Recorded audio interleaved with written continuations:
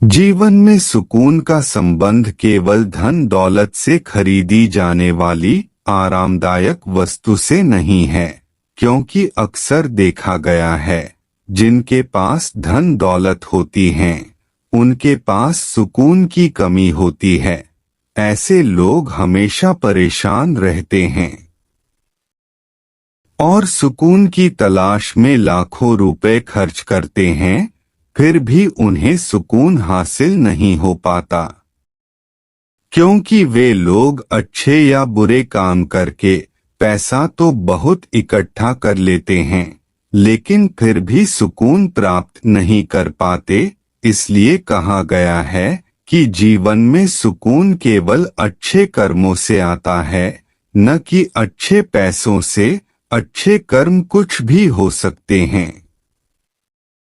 आज हम इस कहानी में आपको ऐसे दो युवकों के जीवन के बारे में बताएंगे, जिनमें से एक बड़ी ही सुकून की जिंदगी जीता है और दूसरा सुकून की तलाश में इधर उधर भटकता फिरता है। इनमें से जो युवक सुकून भरी जिंदगी जीता है, उसे अपने जीवन के सारे अनुभवों का ज्ञान होता है, क्योंकि उसने अपना बचपन गरीबी में गुजारा था, जिस कारण वह अच्छे बुरे कर्मों में फर्क जानता था और हमेशा ही अच्छे विचारों के साथ अच्छे कर्म करने के लिए तत्पर रहता है। जो दूसरा युवक होता है, उसका जन्म एक संपन्न परिवार में होता है, इस कारण उसका बचपन संपन्नता के साथ बीतता है। उसे सुख और दुख के बीच में कुछ भी फर्क पता नहीं होता है, क्योंकि उस बच्चे के बचपन में उसके माँ बाप ने उसकी वह सभी ख्वाहिशें पूरी की जिनकी वह इच्छा रखता था।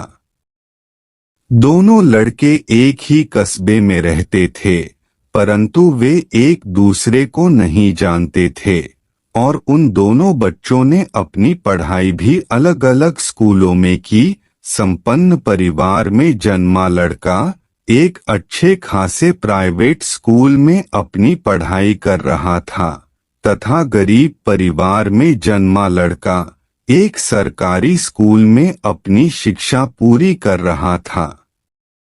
गरीब परिवार में रहने वाला वह बच्चा ज्यादातर समय अपने माँ बाप के साथ बिताया करता था, इस कारण वह अपने माँ बाप द्वारा दिए गए सारे संस्कारों को अपना चुका था, तथा दूसरा बच्चा ज्यादातर समय सिर्फ अपने दोस्तों के साथ व्यतीत किया करता था, इस कारण वह नैतिक मूल्यों से वंचित रह गया। वे दोनों बच्चे अलग अलग स्कूलों में पढ़ते थे, परंतु एक ही क्लास में थे। उन्होंने एक साथ अपने विद्यालय की पढ़ाई पूरी की और फिर कॉलेज में एडमिशन लेकर ग्रेजुएशन की पढ़ाई पूरी की। दोनों युवकों की उम्र अब नौकरी करने लायक हो गई थी और एक अच्छी जॉब की तलाश में थे। एक दिन दोनों को पता चला कि एक कंपनी में नौकरी के लिए कुछ वैकेंसी आई है, तो वे दोनों तुरंत उस नौकरी में इंटरव्यू देने के लिए उस कंपनी में चले गए और दोनों का सिलेक्शन हो गया। यूं ही नौकरी करते करते कुछ महीने बीते और एक दिन संपन्न परिवार में जन्मा युवक अपनी योग्यता के अनुसार प्रमोशन के कारण कंपनी में ऊंचा पद पा चुका था। अब वह सिर्फ प्रोफेशंस के साथ उठता बैठता और एक ऊंचे दर्जे का लाइफस्टाइल जीने लगा था। वही दूसरा लड़का कम योग्यताओं की वजह से अपने पद पर ही सीमित रह गया। फिर भी वह बहुत संतुष्ट दिखाई देता था, क्योंकि वह अक्सर गरीबों की बहुत मदद करता था और सुकून से अपनी जिंदगी जी रहा था।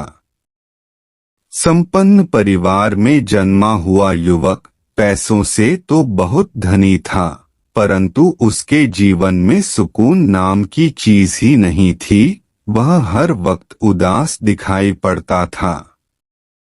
धीरे धीरे दोनों युवकों की उम्र बढ़ती गई और संपन्न परिवार में जन्मा हुआ युवक कंपनी का मैनेजर बन चुका था।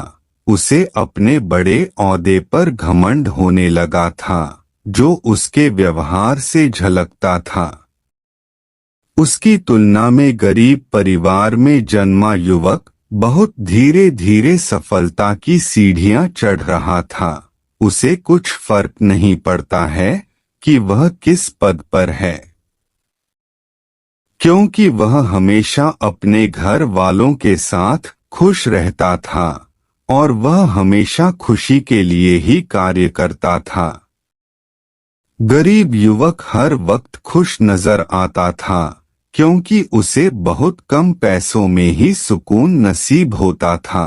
वह हर वक्त असहाय लोगों की सहायता करता था। दोनों युवकों की उम्र अब शादी करने लायक हो गई। गरीब परिवार में जन्मा वह युवक सुकून भरी जिंदगी में संपन्न था और शादी करने के लिए तैयार था।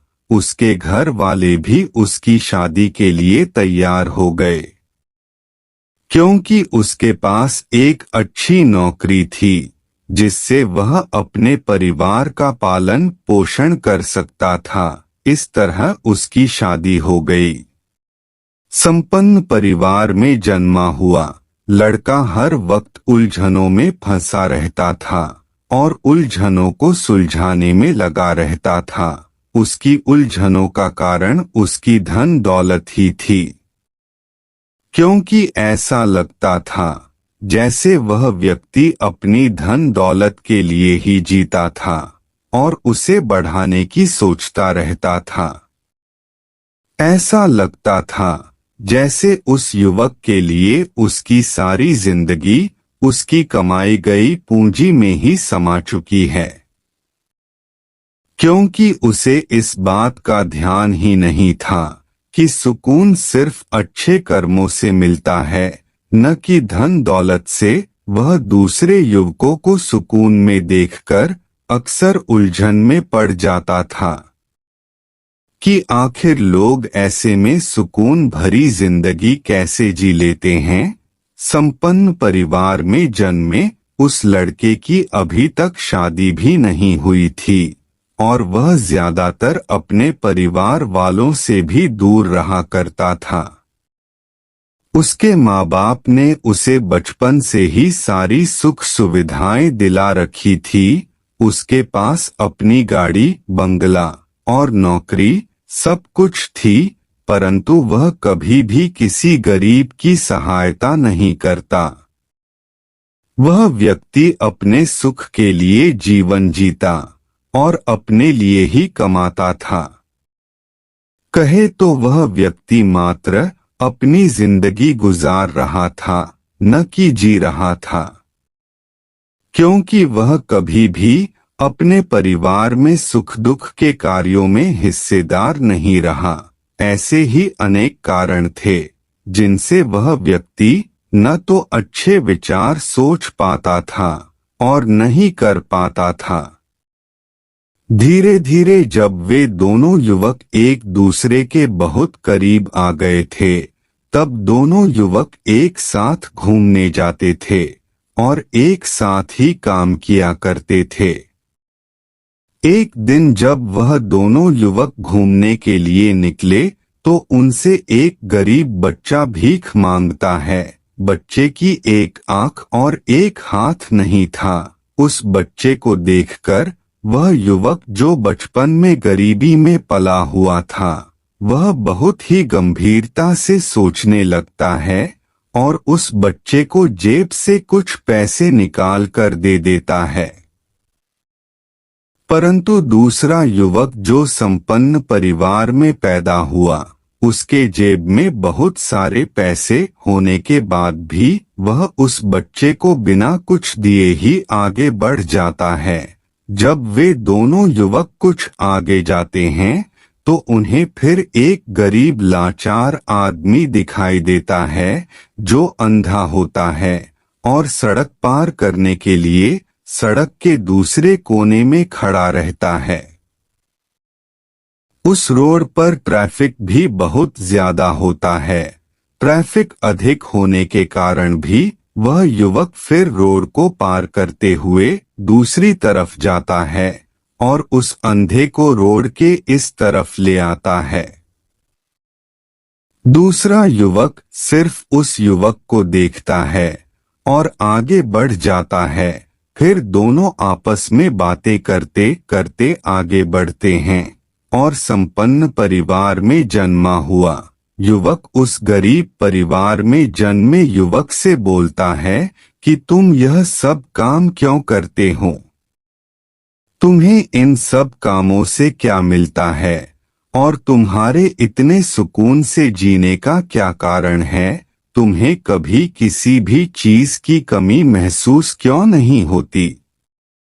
तब दूसरा युवक बोलता है कि मुझे इन कामों से मिलता तो कुछ भी नहीं है, सिर्फ मेरा मन करता है और मैं ऐसा कर लेता हूँ। मैं जब भी ऐसे काम करता हूँ मेरी आत्मा को शांति महसूस होती है। और रही बात मेरी खुशी की, मुझे यह खुद पता नहीं है कि मैं इतना खुश क्यों रहता हूँ। तब खुश रहने वाला युवक उस अमीर युवक से पूछता है कि तुम्हारी यह उलझनों का क्या कारण है? तुम मुझे हर वक्त उलझन में पड़े हुए क्यों दिखाई देते हो? उत्तर देने के लिए इस युवक के पास कुछ भी नहीं होता है, क्योंकि दूसरा युवक उसकी उलझनों का सब कारण जानता था। इस कहानी से हमें यह सीख मिलती है कि इस दुनिया में सुकून मात्र अच्छे कर्मों से ही मिलता है। इसलिए हमें अपनी जिंदगी में जितने भी अवसर मिले हमें सदैव अच्छे कर्म करते रहने चाहिए, क्योंकि बुरे कर्मों से हमारे पास धन दौलत जैसी चीजें तो होती हैं, पर सुकून हमें दूर से ही सलाम करता है। बिना सुकून की जिंदगी हमें शांति से जीने नहीं देती, वह हर वक्त हमें एक न एक उलझन में डालती रहती है। इससे जीवन जीने का आनंद भी नहीं मिल पाता और जीते जी जिंदगी हमें मार डालती है।